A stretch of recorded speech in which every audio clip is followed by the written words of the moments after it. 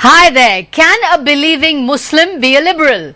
Is Islam incompatible with secularism? In Pakistan, after the assassination of liberal politician Salman Taseer and the manner in which his hardline assassin was hailed as a hero, many have said that the dream of a liberal secular Pakistan is dead. Is religious fundamentalism now poised to dominate Pakistani society? A timely new book addresses exactly those questions. Author and editor M.J.Akbar's new book, Tinderbox: The Past and Future of Pakistan. This is the new book, and the argument in the book can be summed up in its opening remarks. Akbar writes that Pakistan can become a stable modern state. It can become, but only if the children of the father of Pakistan, M.A. Jinnah, can defeat the ideological heirs of the godfather of Pakistan, Maulana Maududi. Maulana Maududi, who founded the Jamaat-e-Islami and is called the father of religious fundamentalism. Joining us tonight, we're very privileged to have M.J.Akbar, editorial director of India Today and Headlines Today, and author of Tinderbox: The Past and Future of Pakistan. It's a very interestingly written book, sir. Congratulations. Mani Shankar Iyer, MP of the Rajya Sabha of the Congress Party, is joining us, and Lord Meghnath Desai, author, columnist and political analyst, is joining us as well. Thanks everyone very much indeed for joining us. We're asking the question on our show tonight: is Pakistan, or can Pakistan survive its identity crisis? That's the question we're asking tonight on the show. Mr. Akbar, your book is timely. It's extremely well written. It's a very good read. You made the remark in your book, and the argument in your book is that the heirs of Jinnah, the liberal secular heirs of Jinnah, have to defeat the theological orthodox legatees of Maulana Maududi. In the light of the assassination of Salman Taseer by his hardline assassin and the way in which the assassin has been made a hero, do you feel in fact that Jinnah's heirs are losing out to Maududi's legatees? They're not losing out, Sagarika. Thank you very much for saying very nice things about my book. I really do, I'm grateful. But what you have seen in this incident really is Maulana Maududi assassinating Jinnah. There is the future of Pakistan is visible on the face of the assassin rather than on the face of the unfortunately assassinated Salman. That really is the story of Pakistan. The future of Pakistan lies not in the maker of Pakistan, but in its DNA. The moment you declare that a state is going to be a theocratic state, you cannot escape the consequences of it. And I'm reminded not of Jinnah or of, in fact, Maududi, but I'm reminded of a greater Maulana than Maulana Maududi, Maulana Azad. A great Congress leader, a great person who understood Islam and understood that Islam is a faith.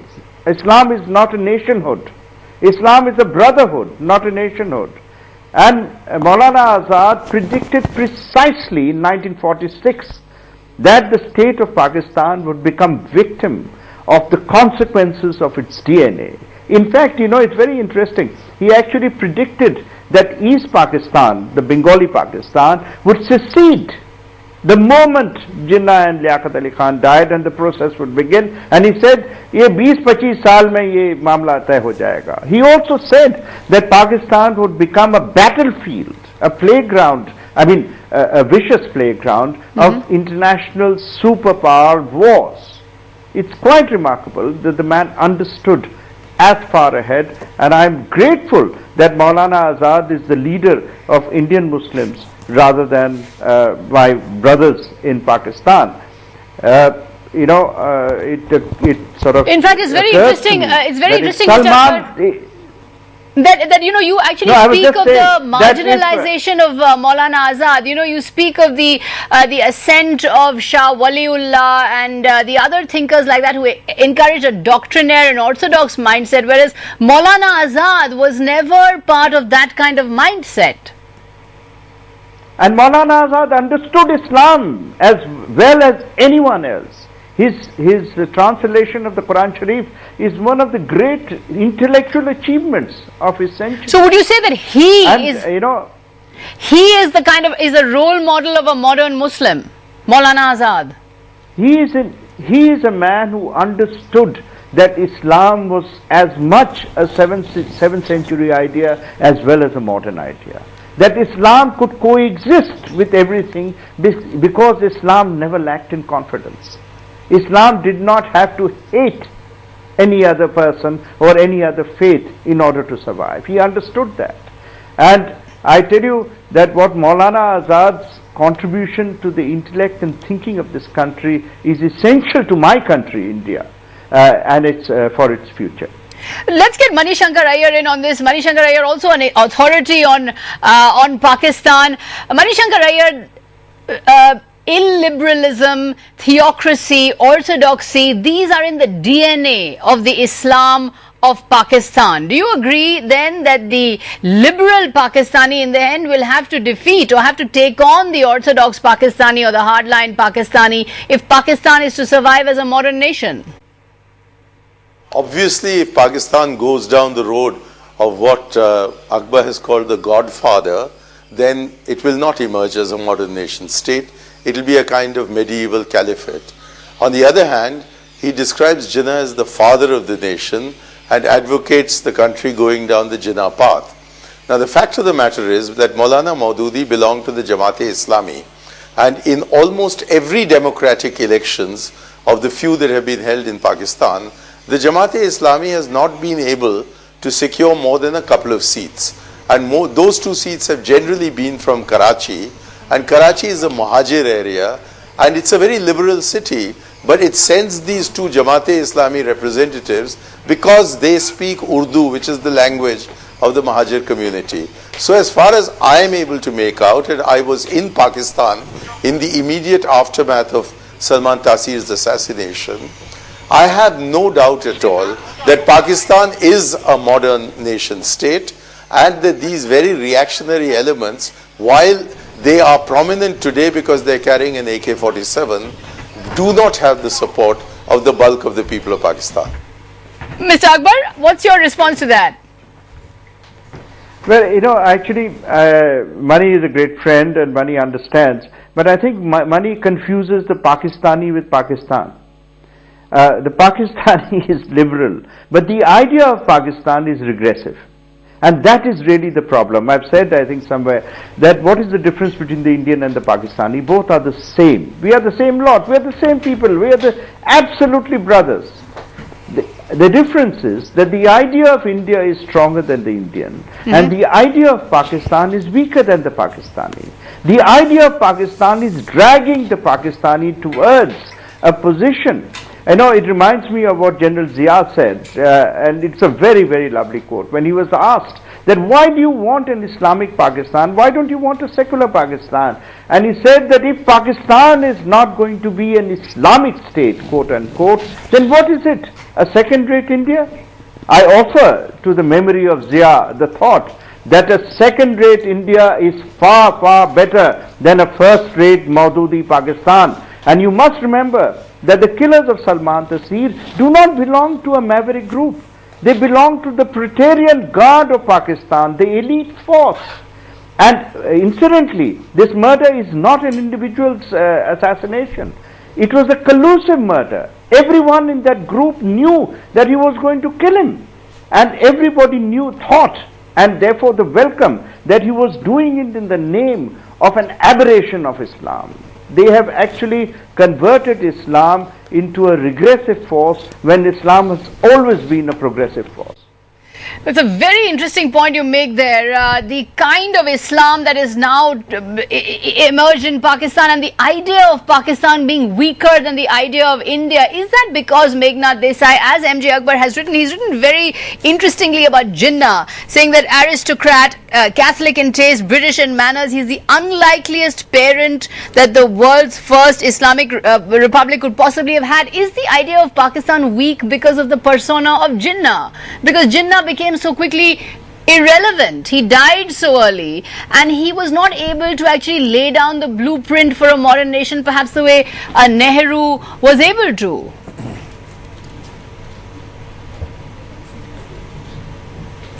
I think what is really is the truth in what you said is that had Jinnah lived as long as Nehru lived and been the head of Pakistan for 16 years, as Nehru was, if the Muslim League, which was not a Punjab Sindh party but was a UP Bihar party, if they established roots in Punjab and Sindh and been able to fight elections on a democratic basis, Jinnah and Liaquat Ali would have guaranteed democracy in Pakistan in the early stages. Because they died very early, what you had kind of modernization of Pakistan by the military bureaucratic state. And Pakistan is, as I've said before, Pakistan is not a basket case. It is perhaps the most modern Muslim state in the contemporary world. Indonesia is another Muslim state, Pakistan is a Muslim state, and Pakistan is actually a very prosperous, functioning state. And we tend to exaggerate the weaknesses of Pakistan. And of course, Pakistan faces this struggle about fundamentalists, but I'm quite sure that the liberal forces in Pakistan will come through. Okay, M.J.Akbar, both Meghna Desai and Manishankar Iyer are rooting for the liberal forces, but you love Jinnah. You've got some very, very interesting descriptions of Jinnah. I mean, you're clearly fascinated by Jinnah. You've called him someone who dresses like Anthony Eden. Well, that's a quote. Someone who loved Shakespeare. He had a stiffer...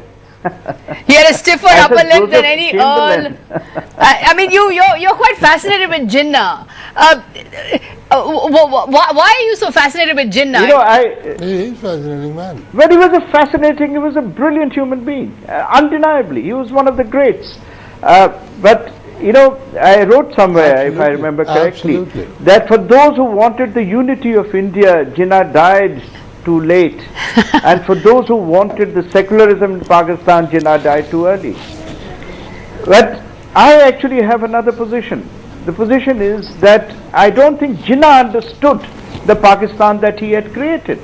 There is a lovely anecdote which I took from Jinnah's ADC, that on the 6th of January 1948, 3 months or so after partition, Jinnah first went to a refugee camp, which is obviously in Karachi, a refugee camp for him. And Jinnah, who was stiff upper lip, you have mentioned, completely non-emotional in his public face, that Jinnah broke down in tears, looked down at the refugee camps and said, they used to call me Qaid-e-Azam, which is the Qaid of the people, the leader of the people. Today they call me Qatil-e-Azam, the person who killed the people. I think Jinnah knew in his heart, although he could never express it, that he had made a horrible mistake. The speech that he made in the Karachi Assembly on I think the 11th or 12th of August, before independence, the first meeting of the Constituent Assembly of Pakistan, he went and told Pakistanis that you can go to your temples, go to your mosques, go to your gurdwaras. The state has nothing to do with religion. But if the state had nothing to do with religion, why was not Jinnah a leader of united India instead of a leader of divided Pakistan? And I must say that what our Vice President said, Hamid Ansari, at our launch was very accurate. He said, Pakistan is really a calamity for Indian Muslims. And that really is the truth. A calamity for Indian Muslims. Meghna Desai wanted to come in.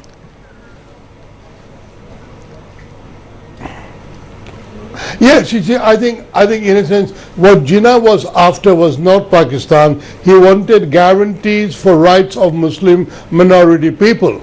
And he found during the negotiations before independence, which I've described in my book, The Rediscovery of India, that he could not get a guarantee of Muslim minority rights from Congress. He may have been wrong, but he basically, the secession took place because he wanted to protect Muslim rights. Right. But I think, as MJ says quite correctly, India used to be the largest collection of Muslims anywhere in the world.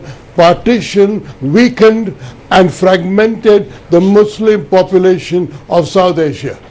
And so that, in that respect, Jinnah did hurt the Muslim cause by insisting on partition on a regional basis.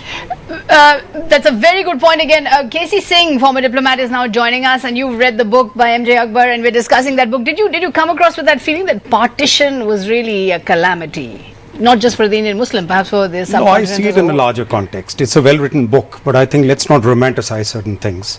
After all, we killed the father of our nation. If Jinnah had lived on, he might have also been assassinated. Benazir has been assassinated. So it's a fight in the soul of Pakistan, and this is not specific to Pakistan. I think this has happened in the Islamic world whenever Muslims have felt marginalized. Mr. Akbar starts with the 19th century with the Wahhabis. Actually, the father of the Wahhabis is Sheikh bin Taymiyyah. He was born in the 14th century. Right. After the Mongols overran the caliphate in Baghdad, there was similar sort of despondency in Islam, and that's why it is bin Taymiyyah who said, let's go back to the fundamentals. Let's live a Spartan existence. And this sort of thing comes in. But the point about the relationship of Islam and the modern state, perhaps Jinnah never really quite worked that out. Perhaps he never even worked out his relationship with Islam. And Mani Shankaraya, does that continue to be the main dilemma in Pakistan, perhaps the root of the schizophrenia, that the relationship with Islam has simply not been worked out, as Mr. Akbar is repeatedly pointing out in his book? It is Islam that unites Pakistan, but on the other hand, it is Islamization which divides it. For if you assume that there's only one Islam, the fact of the matter is that ever since Omar Khayyam, the 270 jarring sects have been confuting. There are close to 100 sects of Islam, and if each one of them claims to be the word of God, then you really have a problem. So when Ziaul Haq started this process of conscious Islamization, he was releasing primeval forces that were irreconcilable. And that is happening within that community of Pakistanis for whom Islam is more important than becoming a modern nation state. So the certain community of Pakistani doesn't want to actually become a modern nation state. But M.J.Akbar, I want to come to another point which I found fascinating in your book, which is that you call it a subaltern Islamism. You're actually saying there are elements of class struggle here, against the anti-elite, against the anti-westernized. It's an anti-elite, anti-westernized class kind of a struggle which has a theological fervor. This is similar in some senses to what happened in Iran. You know, that's really fascinating. Absolutely right. Tell us a little more about that. And you must understand, Sagarika, you must understand the origins of the Muslim League. The fear, the insecurity that appeared after the collapse of the Mughal Empire was not something that was down the line. The Muslim League was not a party of Muslims. The Muslim League was a party of the Muslim elite. You can see it in the nature. Yes, to a certain extent, the Congress too was a party of the elite when it was formed in 1875.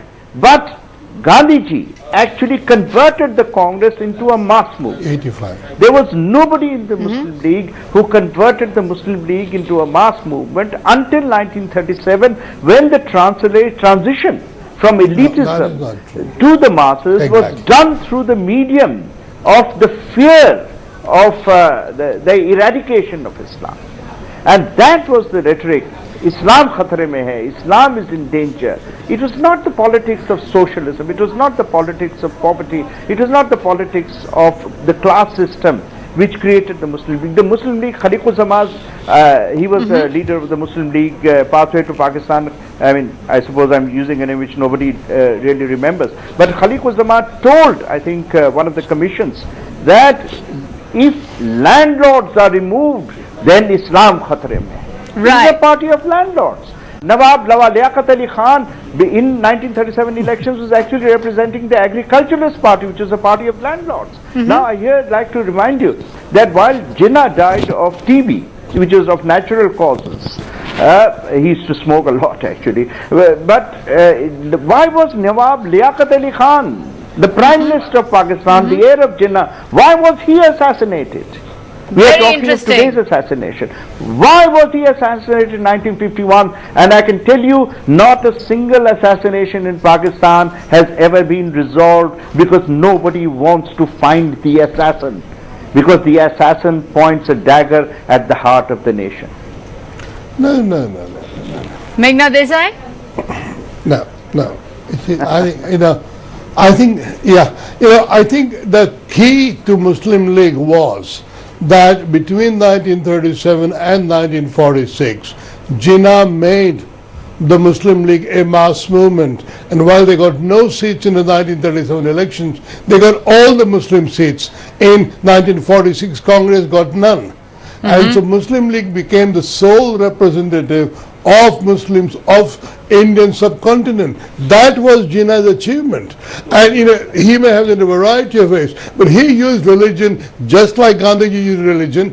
Gandhiji used religion in an ecumenical way. Jinnah used religion in a kind of intellectual way. Right. But he did that, he created a mass movement, and that is what surprised everyone. Jinnah may have been a snob, but he was a clever man.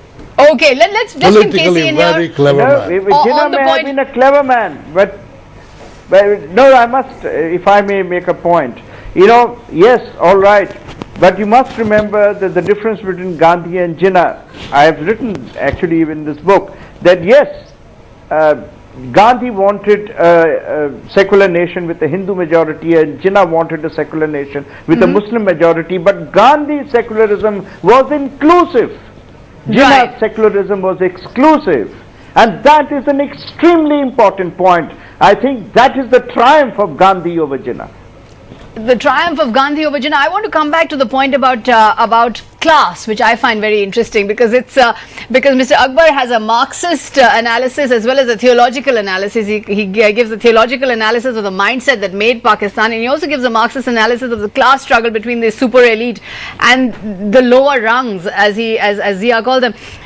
Have the liberals shot themselves in the foot in Pakistan by becoming as disconnected from the public at large as they are, by being super rich, by being westernized? Salman Taseer on Facebook, his lifestyle was constantly talked about, his daughter's lifestyle, his son's lifestyle, almost as if that was a sin, this kind of heavily westernized lifestyle. So has that kind of disconnect between elite and public also led to the delegitimizing of liberalism? Look, it's still very much a feudal society. Even after the land reforms, really it's a feudal society. And that's why Tehreek-e-Taliban Pakistan, when they seized those valleys just very close to Islamabad, one of the arguments they started was that all the landlords ran away. So they started redistributing the land. And if you ask any Pakistani this question, that supposing the Islamic fervor combines with the Marxist one, and the Taliban starts this argument that we will redistribute the land, then it becomes a lethal combination. The Pakistanis are then, as they say, dead meat, because the same guys who are today carrying the guns then start the economic thing. But remember, a couple of very quick points. One is, let's not forget that Bangladesh was a part of Pakistan. So we go on apologizing for Pakistan, saying, oh, we are so sorry they become the way they are. Bangladesh has broken away because their Bengali cultural roots because it has a different identity. It's not just Islam, it's Bengali, it's linguistic. Pakistan's problem is majority of Pakistanis are Punjabis. That's something Mr. Akbar has not written about. But they've forsaken my culture, which is the Punjabi culture. And you've often said that the Punjab can come to the rescue of Pakistan. Only Punjab has to come, but they've given up their culture to rescue Pakistan. because they divided culture with partition. It's not only just Muslims divided, but the Punjabi culture was divided.